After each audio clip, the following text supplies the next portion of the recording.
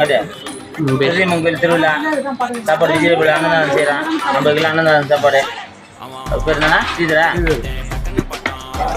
ஸ்ரீதர் வீட்டில் சாப்பாடு பெரியம்மன் கோயிலுக்காக சாப்பாடு செய்கிறான். துரோதி அம்மன் கோவில் தீமிதி திருவிழா அதுக்காக 50 கிலோ விஜயபுரி சாப்பாடு செஞ்சு உடச்சிட்டு இருக்கான்.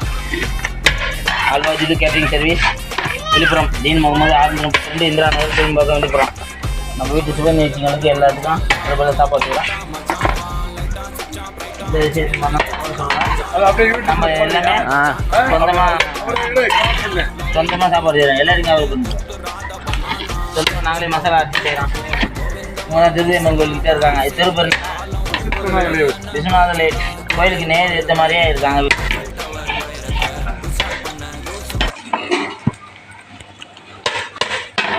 சாப்பாடு நல்லா வந்துக்குது. நான் வெளியே இழுத்துட்டு முழுவதுனா அடுப்பு நல்லது இல்லை மூடிட்டு தண்ணி